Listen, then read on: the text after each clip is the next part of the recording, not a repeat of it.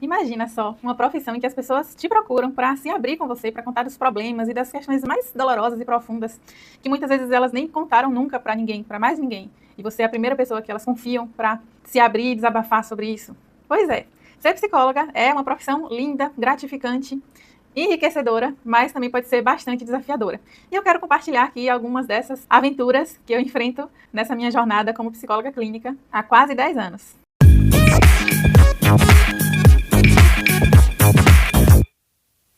Olha, esse vídeo não é um vídeo planejado, mas eu selecionei algumas perguntas aqui que eu gostaria de responder para, através dessas perguntas, ir compartilhando com você essas aventuras da minha vida como psicóloga clínica. Primeira pergunta: como você lida com o sofrimento das pessoas sem se abalar? Essa é uma questão interessante porque muitas vezes, sim, eu me abalo. Eu fico com aquela questão, eu sinto junto com a pessoa, eu fico com aquela questão ao longo dos meus dias, sempre lembrando, né, da situação da pessoa, me perguntando o que será que aconteceu, será se conseguiu fazer o que ia fazer, será se aquela situação já aconteceu, será se vai acontecer, sabe? Então, e claro que muitas vezes quando eu escuto, né, nas sessões, sofrimentos e questões que são dolorosas, eu sinto também.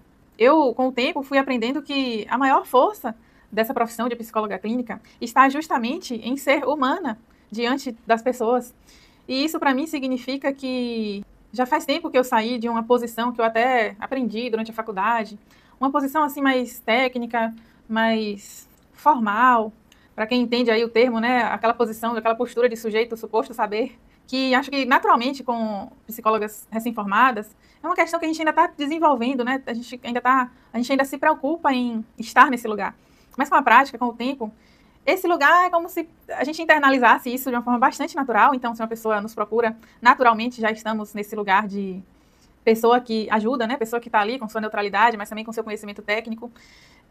E acredito que, pelo menos para mim, tem sido assim, de alguns anos para cá, eu consigo ser muito mais espontânea nas sessões e acredito que isso reforce muito mais o vínculo com os pacientes, porque hoje já sabemos, inclusive, existem alguns estudos mostrando que uma grande parte da cura em psicoterapia se dá através do paciente se sentir plenamente escutado, acolhido, compreendido. E nós emitimos uma carga elétrica e o nosso sistema nervoso autônomo, através da neurocepção, faz uma leitura da pessoa que está diante de nós. Então, o paciente faz a leitura do estado interno da psicóloga e a psicóloga faz a leitura do estado interno do paciente. E quando essas frequências conseguem se alinhar, ou seja, quando a psicóloga consegue estar tranquila, neutra o suficiente para dirigir inteira a atenção para essa paciente e sentir junto, desenvolver essa empatia humana, livre de julgamentos, mas livre mesmo de julgamentos, sabe? Isso é o grande tesouro da cura em psicoterapia. Vai muito além das técnicas que nós vamos usar, das intervenções, dos insights que nós vamos proporcionar. Então, é natural se abalar com o sofrimento das nossas pacientes, dos nossos pacientes. Eu costumo falar paciente no feminino porque a grande maioria são mulheres. Então, sim, como eu lido com o sofrimento das pessoas sem me abalar, é claro que sentir junto não pode implicar, não pode significar me envolver a ponto de querer resolver para a pessoa, de querer ir lá junto com a pessoa fazer as coisas, invadir, né, a vida e invadir o próprio discurso da pessoa. Eu não estou falando disso. Mas ali naquele momento rico da sessão, sentir junto e processar junto esse sentimento. Então, aquilo que a pessoa está relatando, aquela emoção, aquela sensação, aquilo que a pessoa viveu ou está vivendo no momento, passa por mim também. Eu sinto algo parecido e eu compartilho com ela isso. Se é alegre, eu fico alegre também. Se é triste, eu fico triste também. Bom, se é de sentir raiva, eu sinto raiva também.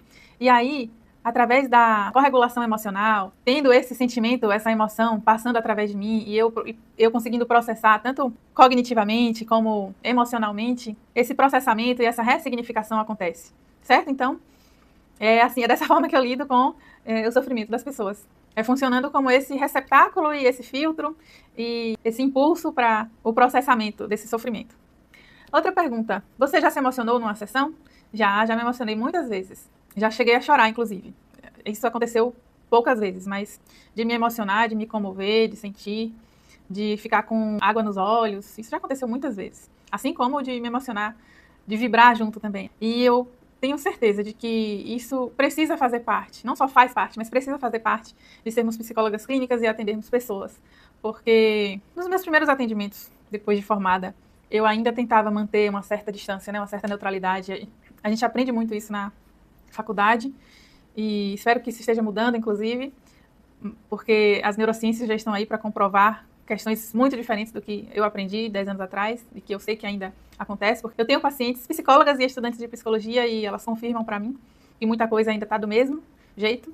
Então, naqueles meus primeiros períodos de atendimento como psicóloga clínica, eu ainda fazia uma certa força, né, para manter esse distanciamento afetivo, essa neutralidade.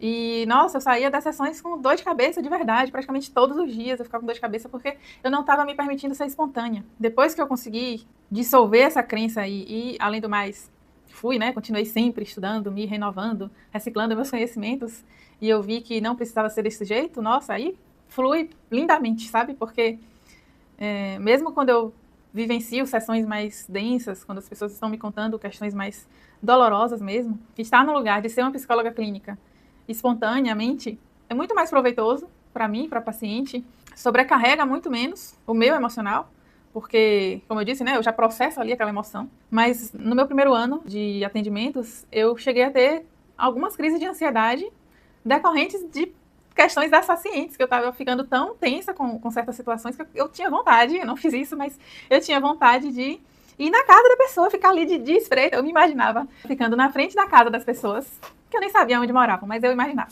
Se eu pudesse ficar na frente da casa, assim, vigiando, para ver se estava tudo bem, para ver se o que estava acontecendo, sabe?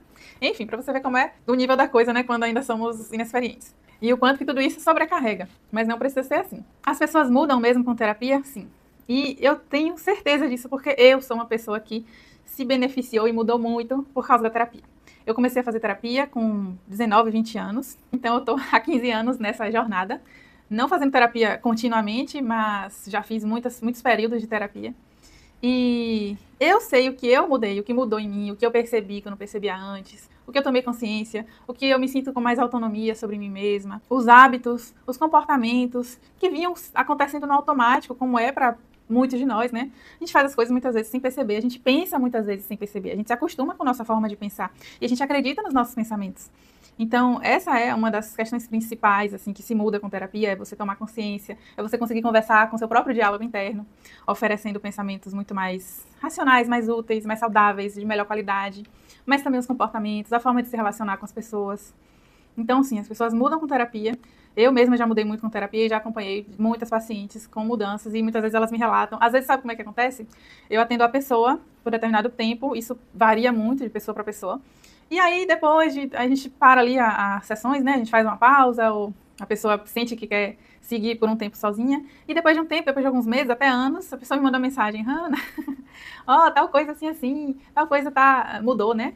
E consegui tal coisa. E isso é muito legal. Acontece com uma certa frequência até. Eu sempre penso assim, olha, eu tinha professores na faculdade que falavam que ser psicólogo é uma profissão muito ingrata, porque às vezes as pessoas passam por você, não falam com você, nunca te agradecem, passa pela terapia e depois somem. Olha, sinceramente, a minha experiência como psicóloga nunca foi desse jeito. Eu acho que isso tem muito a ver com que psicóloga você é, né? Enfim, nunca achei que a minha profissão como psicóloga clínica tenha sido ingrata ou que as pessoas tenham sido ingratas comigo, não. Pelo contrário. Como manter sua própria saúde mental sendo psicóloga? Isso é importantíssimo, né? Tem até outra pergunta aqui. Psicóloga pode fazer terapia também? Com certeza, não só pode, como deve, como precisa, para passar pelo processo, para saber como é estar no processo e também para elaborar as próprias questões, tomar conhecimento, tomar consciência, mudar o que precisa ser mudado. Como manter a própria saúde mental? Bom, aplicando muitos dos conceitos e práticas e técnicas que nós trabalhamos com os pacientes, né? E aqui eu tô falando de fazer enfim, né, o arsenal de coisas que a gente trabalha, mas de fazer a própria escrita terapêutica, de praticar mindfulness, praticar respiração diafragmática, de praticar movimento, de saber sobre autorregulação emocional, não só saber como fazer, né? De ter coragem e ter percepção para perceber como é a nossa realidade, como são nossos relacionamentos, como são os ambientes que frequentamos e que vivemos e como é a nossa casa, e de buscar fazer sempre a forma mais saudável de tudo isso. E eu acho que é extremamente possível. E eu realmente sinto que todo esse conhecimento que me veio através da psicologia, não precisa ser psicóloga para adquirir esses conhecimentos, mas eu sinto que conhecer tudo isso me ajuda muito com a minha vida pessoal. E última pergunta para a gente encerrar esse vídeo, e se você gostou, deixa um like, se inscreve aqui no canal, e gostaria também de receber sugestões de mais perguntas que você tenha curiosidade de saber para eu ir fazendo outros vídeos. Última pergunta é, você já pensou em desistir da profissão? Sim, já pensei. Eu sou uma pessoa que questiona tudo. Eu questiono tudo na vida. Então, já pensei em desistir, já me imaginei em outras profissões. E acontece uma coisa legal quando eu atendo, né, pacientes que têm suas diversas profissões. E eu fico sabendo de como é a experiência de ser aquela profissão ou de morar naquele lugar. Eu tenho pacientes também que moram fora do Brasil e aí eu adoro essa experiência. Ou que moram em outros estados também que eu não conheço, que tem outros sotaques. E eu adoro estar nessa cena, né, dentro ali junto com a pessoa. Então, já aconteceu de eu ter pacientes que têm certas profissões que eu me imagino, eu faço perguntas, eu sou curiosa e me imagino naquela profissão. Mas sobre desistir da profissão de psicologia, é uma coisa assim que eu acho que eu faço por essa minha característica de questionar as coisas, de me permitir imaginar outros cenários. Mas até agora eu me sinto também muito satisfeita com essa profissão, porque eu acho que é uma profissão que se alinha assim, de um jeito muito forte com o meu jeito de ser. Eu também acompanho adolescentes que estão pensando em que carreira seguir, né? E eu faço a orientação vocacional.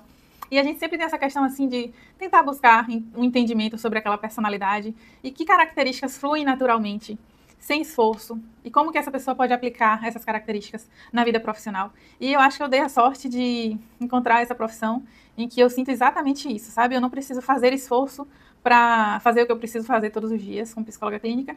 E uma curiosidade, antes de cursar psicologia, eu cursava ciência da computação. E no primeiro semestre do curso eu amei, porque tinha muita lógica, tinha a linguagem de programação ali básica, eu adorava isso tudo.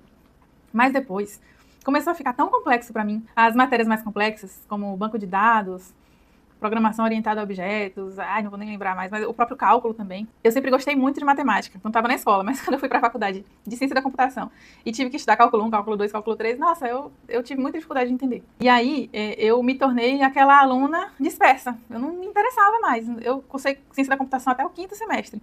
Também teve o fator de que eu conheci o meu atual marido lá nesse curso, né? E eu fiz amizades incríveis que eu tenho até hoje, então eu sou muito grata por ter cursado ciência da computação.